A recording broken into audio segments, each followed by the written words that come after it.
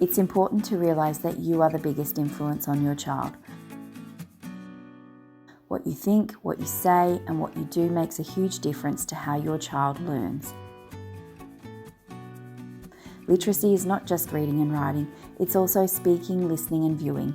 Always we interpret and communicate ideas and information. So here are a couple of strategies to help your child develop literacy skills. Number 1, talk. Lots and keep talking and listen.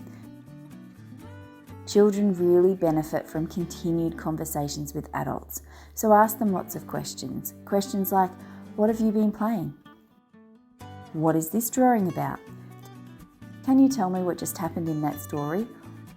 Or what was that TV show about? Second suggestion, read with your child and get them actively involved.